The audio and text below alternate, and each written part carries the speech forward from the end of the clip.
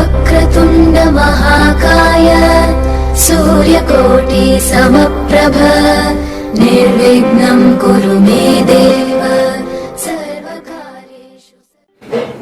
जय श्री कृष्णा। ज्योतिष एकाग्र चैनल में आप सभी का हार्दिक स्वागत, हार्दिक अभिनंदन। और फेसबुक पे ओम प्रकाश शर्मा आप सभी का हार्दिक अभिनंदन करता है। इसके अलावा यदि आप इंस्टाग्राम देख रहे हैं तो ओम प्रकाश शर्मा आप सभी का हार्दिक स्वागत, हार्दिक अभिनंदन। आज का जो विषय है वो छठे भाव से संबंधित है। छठे भाव के स्वामी की जब महादशा आती है तो यह शुभ परिणाम देगी या अशुभ परिणाम देगी। अधिकतर लोगों के दिल में संशय रहता है। कारण क्या है? छठा, आठवां और 12वां भाव यह कष्टकारक भाव कहे गए हैं। ऐसे में छठे भाव के स्वामी की जब महादशा प्रारंभ होती है तो इससे संबंधित कारक घर जो होते हैं उनके अनुसार कष्ट का सामना करना पड़ सकता है। लेकिन ये क्या हमेशा ही लागू होता है या सभी ग्रह पर लागू होता है? आज इसके बारे में मैं विस्तार से चर्चा कर रहा हूँ। 3 ग्रह एक ऐसे हैं, यदि वो छठे भाव में स्थित होंगे और यदि उनकी महादशा प्रारंभ होगी तो वो शुभ परिणाम ही देती है। वो है 3 ग्रह, एक तो सूर्य, एक चंद्रमा और गुरु। 3 ग्रह में से कोई भी ग्रह यदि छठे भाव में किसी भी राशि में स्थित होगा तो ये अधिकतर अपनी महादशा अंतर्दशा में शुभ परिणाम ही देते हैं। इसके अलावा ज्योतिष शास्त्र का दूसरा जो नियम है वो है यदि छठे, 8वें और 12वें भाव में जो स्थित ग्रह हैं वो यदि छठे, 8वें, 12वें किसी भी एक स्थान पर स्थित होंगे तो ये विपरीत महाराज योग बनता है। जैसे बताता हूँ मैं, छठे भाव का स्वामी यदि 8वें में, 12वें में या स्वयं छठे में बैठा हो तो इसको हम विपरीत राजयोग के नाम से जानते हैं। तो ऐसे में विपरीत राजयोग जब शब्द आया है तो छठे भाव के स्वामी की महादशा आने पर जो छठे भाव में स्थित होगा वो कैसे अशुभ परिणाम दे सकता है? वो शुभ परिणाम ही देगा। ये है जैसे कुंडली का छठा भाव यदि शुभ ग्रहों से प्रभावित हो तो शुभ परिणाम ही देगा। छठे भाव में शुभ ग्रह स्थित हो और जब उसकी महादशा आती है और उसके साथ में यदि कोई ग्रह स्थित हो तो वो उसी के अनुसार परिणाम देने में सक्षम होगा। छठा भाव आप सभी जानते हैं ये कर्म का स्थान होता है। कर्म त्रिकोण जो आता है 2, 6 और 10। आप सभी जानते हो कि 10वां भाव हम कर्म कारक मानते हैं। अधिकतर कर्म का या कर्म से संबंधित या कैरियर से संबंधित जो भी काम देखते हैं वो 10वें भाव से देखते हैं।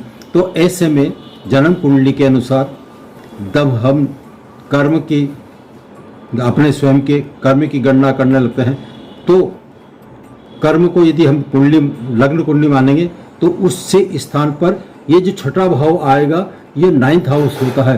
तो कर्म के अनुसार 9th हाउस होने पर आप सभी जानते हैं, ये आपको याद दिला दूं, कुंडली का 9th हाउस जो होता है वो भाग्य को दर्शाता है। भाग्य यानी कि यदि कर्म त्रिकोण जो होते हैं वो 2, 6 और 10 होते हैं।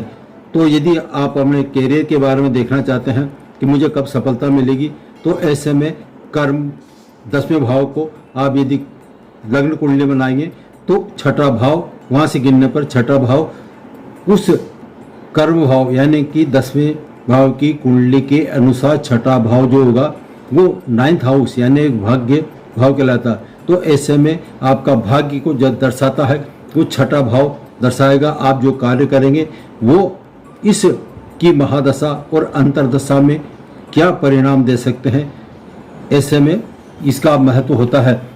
वैसे कुल मिला के देखा जाए तो छठे भाव के स्वामी की जब महादशा आती है तो ये भाव सेवा भाव कहलाता है।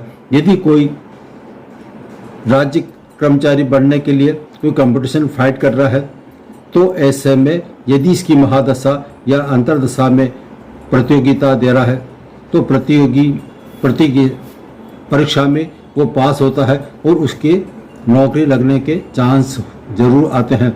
सेवा भाव जो होता है, राज्य सेवा से संबंधित जो भी कार्य देखे जाते हैं वो छठे स्थान से ही कहलाते हैं। छठा भाव जो है रोग ऋण रिपु का होता है। ये तो साधारण सा हुआ, ये मामा का घर होता है, ये भी साधारण सी नॉलेज है। लेकिन छठे भाव में जो विशेष जो होता है वो ये होता है कि आपके कर्म के अनुसार आपको क्या परिणाम मिल सकते हैं। इसलिए छठे भाव के स्वामी की जब इसकी महादशा प्रारंभ होती है और छठा भाव यदि छठे में ही स्थित होगा तो इस अवधि में जो भी कर्म करेगा अपने जीवन के उत्थान के लिए उस क्षेत्र में ऐसे जातक या जातिका को सफलता जरूर मिलती है। हो सकता है यदि छठे भाव का स्वामी शत्रु की राशि में बैठा हो तो वो संघर्ष करा सकता है, संघर्ष होगा, लेकिन संघर्ष के साथ ही साथ अंत में जो उसके रिजल्ट होंगे उसके परिणाम जो होंगे उसके फेवर में ही होंगे। यह है छठे भाव में छठे भाव के स्वामी की महादशा किस तरह से काम करती है और क्या परिणाम दे सकती है। आज छठे भाव के बारे में बताया। वैसे छठा भाव जो है अपनी दशा में समृद्धिदायक भी होता है। आपका विपरीत राज्य होने के कारण इसके परिणाम भी शुभ मिलते हैं।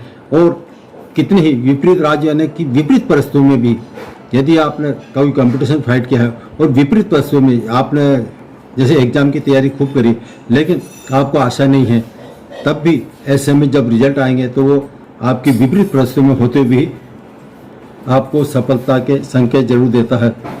इसके साथ ही यही स्थिति नवांश कुंडली के में भी होती है। नवांश कुंडली यानी कि D9 चार्ट, D9 चार्ट में केंद्र या त्रिकोण में छठे भाव का स्वामी स्थित हो तो ये अपनी महादशा और अंतरदशा में ऐसा जातक जो भी कार्य करेगा उसको सफलता हासिल जरूर होती है। ये छठे भाव का स्वामी छठे में स्थित होकर क्या परिणाम दे रहा है ये मैंने बताया। इसके अलावा D9 चार्ट के अनुसार जो बता रहा हूँ वो ये है कि छठे भाव का स्वामी D9 चार्ट यानी कि नवांश कुंडली में केंद्र का मतलब है 1, 4, 7 और 10, या तो इन स्थानों में से किसी एक में हो या फिर त्रिकोण होता है 5 या 9, कुंडली के 5वें या 9वें स्थान पर।